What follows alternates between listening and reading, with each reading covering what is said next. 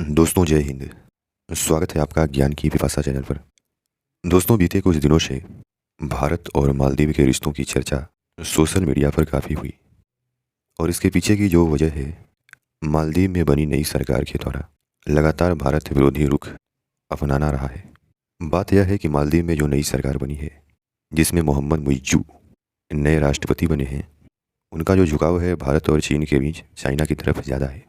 और मालदीव में पावर में आने के बाद मोहम्मद मुइज्जू और सरकार के द्वारा कई ऐसे बयान दिए गए और निर्णय लिए गए जो भारतीय हितों के विरुद्ध हैं, जो भारत विरोधी कहे जा सकते हैं। इसी बीच भारतीय प्रधानमंत्री का लक्षद्वीप का दौरा हुआ। उन्होंने लक्षद्वीप के विकास के लिए कई सारी विकास परियोजनाओं की वहाँ नींव रखी। इसके साथ ही लक्षद्वीप की प्राकृतिक सुंदरता की तारीफ करते हुए पर्यटकों को वहाँ घूमने आने की सलाह दी। इसके बाद मालदीव के सरकार के कुछ मंत्री सोशल मीडिया पर भारत के बारे में और प्रधानमंत्री के बारे में कुछ अभद्र और अमर्यादित टिप्पणी की। उसके बाद भारत में सोशल मीडिया पर हैशटैग बायकॉट मालदीव ट्रेंड करने लगा। बाद में मालदीव सरकार ने अपने मंत्रियों को हटा दिया। इसी बीच मालदीव के नए राष्ट्रपति हैं मोहम्मद मुइज्जू की चीन की यात्रा होती है। यानी मोहम्मद मुइज्जू राष्ट्रपति बनने के बाद अपनी पहली विदेश यात्रा के रूप में चीन को चुना। वहाँ वो भारत के पड़ोसी चाइना के साथ चीन और मालदीव के संबंधों को मजबूत करने से संबंधित कई सारे समझौते किए, जैसे कि बेल्ट एंड रोड इनिशिएटिव परियोजना में तेजी लाना, चाइना के द्वारा मालदीव में ज़्यादा से ज़्यादा टूरिस्ट भेजना। और अब मोहम्मद मुइज्जू के द्वारा मालदीव लौटने के बाद यह बयान आया है कि भारत 15 मार्च तक मालदीव से अपने सैनिकों को निकाले।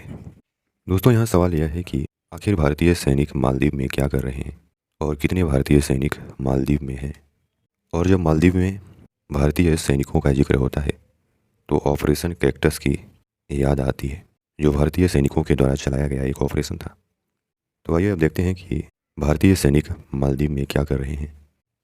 मालदीव के राष्ट्रपति मोहम्मद मुइज्जू ने आधिकारिक तौर पर भारत को अपने सैनिक हटाने के लिए 15 मार्च तक का समय दिया है। रविवार को मीडिया से बात करते हुए मालदीव के प्रेसिडेंट ऑफिस के प्रवक्ता ने इसकी जानकारी दी है। उन्होंने कहा कि भारतीय सैनिक मालदीव में नहीं रह सकते। राष्ट्रपति मुइज्जू और उनकी सरकार की यही नीति है। मालदीव की मीडिया ने वहां की सरकार के हवाले से बताया कि मालदीव में फ़िलहाल 88 भारतीय सैनिक मौजूद हैं। दोनों देशों के बीच सैनिकों को हटाए जाने से जुड़ी बातचीत के लिए हाई लेवल कमेटी बनाई गई है। इस कमेटी से रविवार को मालदीव के विदेश मंत्रालय के साथ पहली बैठक की। इस मीटिंग में भारत के हाई कमिश्नर भी मौजूद रहे।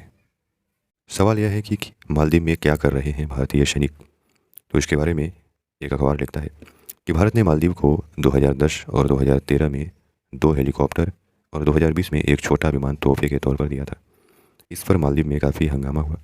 मुइज्जू के नेतृत्व में विपक्ष ने तत्कालीन राष्ट्रपति सोलिह पर इंडिया फर्स्ट नीति अपनाने का आरोप लगाया था। भारत का कहना है कि उपहार में दिए गए विमान का इस्तेमाल खोज बचाव अभियानों और मरीजों को लाने के लिए किया जाना था। मालदीव की सेना ने 2021 में बताया था कि इस विमान के संचालन और उसकी मरम्मत के लिए भारतीय सेना के 70 से ज़्यादा जवान देश में मौजूद हैं। इसके बाद मालदीव के विपक्षी दलों ने इंडिया आउट अभियान शुरू कर दिया। उनकी मांग थी कि भारतीय सुरक्षा बल के जवान मालदीव छोड़े। अगला सवाल यह है कि क्या भारत मालदीव से सैनिक निकालेगा। इसके बारे में अखबार लिखता है कि अभी तक विदेश मंत्रालय ने इस बारे में कोई आधिकारिक घोषणा नहीं की है। हालांकि मालदीव के राष्ट्रपति मोहम्मद मुइज्जू ने COP28 में कहा था कि भारत सरकार ने मालदीव में मौजूद अपने सैनिकों को वापस बुलाने का फैसला किया है। राष्ट्रपति मुइज्जू ने कहा था कि भारत सरकार के साथ इस मुद्दे पर बातचीत हुई है। भारत ने सैनिकों को वापस बुलाने पर सहमति जताई है। डेवलपमेंट प्रोजेक्ट से संबंधित मुद्दों को हल करने के लिए भी एक हाई लेवल कमेटी गठित करने पर भी सहमति बनी है। अगला सवाल यह है कि क्या भारतीय सैनिकों को हटाना मालदीव के लोगों की इच्छा है। इसके बारे में अखबार लिखता है कि जनवरी की शुरुआत में टाइम्स ऑफ इंडिया को दिए गए एक इंटरव्यू में राष्ट्रपति मोहम्मद मुइज्जू से भारत की सैन्य मौजूदगी के मुद्दे पर सवाल पूछा गया था। सवाल था कि भारत अपने सैनिकों को बाहर निकालने की आपकी जिद से चिंतित है। यदि वे जाते हैं तो नौसेना के हेलीकॉप्टर्स और विमानों जैसे भारतीय संपत्तियों या प्लेटफॉर्म्स का क्या होगा। इसने स्थानीय लोगों की जान बचाने और अन्य HADR गतिविधियों को सुविधाजनक बनाने में महत्वपूर्ण भूमिका निभाई है। इस पर मुइज्जू ने जवाब दिया था। इस साल के राष्ट्रपति चुनाव में मालदीव के लोगों ने यह साफ कर दिया था कि वो देश में विदेशी सैनिकों की मौजूदगी नहीं चाहते। फिलहाल भारत ही ऐसा देश है जिसके सैनिक यहाँ मौजूद हैं। मालदीव के नागरिकों की इच्छा को देखते हुए ही मैंने भारत से अपने सैनिकों को हटाने के लिए कहा है। मुझे पूरा भरोसा है कि दुनिया का सबसे बड़ा लोकतांत्रिक देश भारत मालदीव के लोगों की इच्छा का सम्मान करेगा। मेरा मानना है कि हमारे द्विपक्षीय रिश्ते इतने मजबूत हैं कि दोनों देश बातचीत के जरिए इस मसले का हल निकाल सकें। ये कहना था मालदीव के राष्ट्रपति मोहम्मद मुइज़्ज़ू का। दोस्तों, आइए जानते हैं कि सन 1988 में चलाए भारतीय सेना का ऑपरेशन कैक्टस क्या था। तारीख थी 3 नवंबर 1988। दिन था गुरुवार। भारत में सुबह सुबह विदेश मंत्रालय का फ़ोन बजता है। खबर थी कि मालदीव में विद्रोह हो गया है। लड़ाके जगह जगह बंदूक लिए घूम रहे हैं। इन हालातों से बचने के लिए मालदीव के राष्ट्रपति मामून अब्दुल गयूम कहीं छिप गए हैं। दरअसल 3 नवंबर को गयूम को भारत दौरे पर आना था, लेकिन तत्कालीन प्रधानमंत्री राजीव गांधी ने किसी कार्यक्रम के चलते इसे टाल दिया था।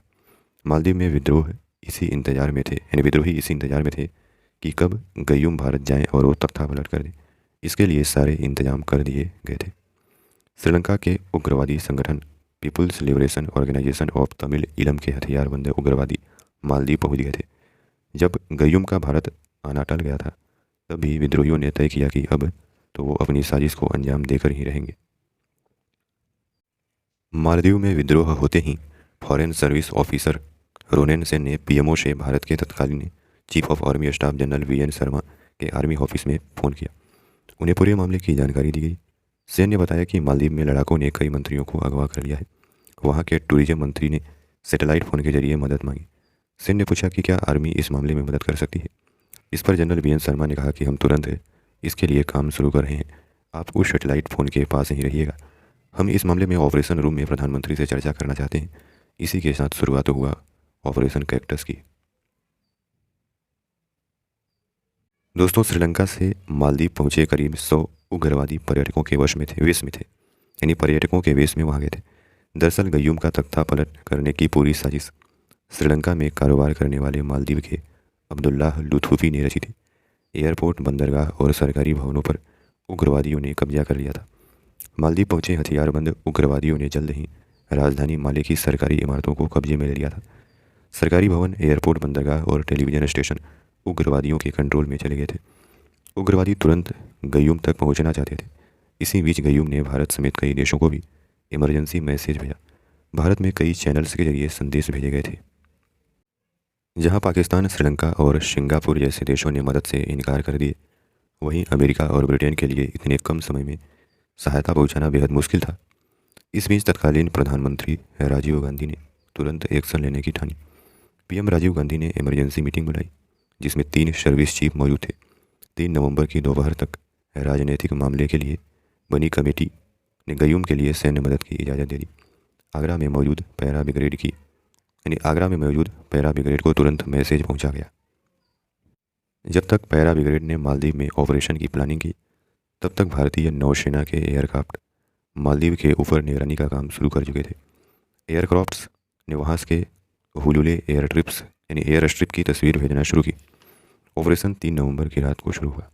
भारतीय वायुसेना के एल्यूशिन IL-76 विमान ने पैरासूट रेजिमेंट की 6वीं बटालियन और 17वीं पैरासूट फील्ड रेजिमेंट सहित 50वीं इंडिपेंडेंट पैरासूट ब्रिगेड की टुकड़ियों को आगरा वायुसेना स्टेशन से एयरलिफ्ट किया। वायुसेना के जवान बिना रुके 2000 किलोमीटर से ज़्यादा की दूरी तय करते हुए मालदीव की इमरजेंसी कॉल के 9 घंटे के अंदर माले इंटरनेशनल एयरपोर्ट पर उतर गए। अब तक इस एयरपोर्ट पर विद्रोहियों का कब्जा नहीं हुआ था। यह एयरपोर्ट माले की सेना के कब्जे में था। हुल माले से लैगुनों को पार करते हुए भारतीय टुकड़ी राजधानी माले पहुंची। इस बीच भारत ने कोच्चि से भी सेना की टुकड़ी को मालदीव के लिए रवाना कर दिया। माले पर भारतीय वायुसेना के मिराज विमान उड़ान भर रहे थे। भारतीय सेना की इस मौजूदगी ने उग्रवादियों को हैरानी में डाल दिया। ऐसा पहली बार था जब भारतीय वायुसेना किसी दूसरे देश में ऑपरेशन को अंजाम दे रही थी। भारतीय सेना ने माले के एयरपोर्ट को कब्जे में लेना शुरू किया। पहले राष्ट्रपति गयूम को सुरक्षित किया। भारतीय नौसेना के युद्धपोत गोदावरी और बेतवा भी हरकत में आ गए। उन्होंने माले और श्रीलंका के बीच उग्रवादियों की सप्लाई लाइन को काट दिया। भारतीय सेना माले में एक्टिव हुई। उग्रवादियों को खदेड़ा जाने लगा। नतीजतन श्रीलंका से आए ये उग्रवादी वापस भागने लगे। उन्होंने एक जहाज़ अगवा कर लिया। अगवा जहाज़ को अमेरिकी नौसेना ने इंटरसेप्ट किया। इसकी जानकारी भारतीय नौसेना को दी गई। गोदावरी से एक हेलीकॉप्टर ने उड़ान भरी। उसने अगवा जहाज़ पर भारत के मरीन कमांडो उतार दिए। कमांडोज की कार्रवाई में 19 लोग मारे गए।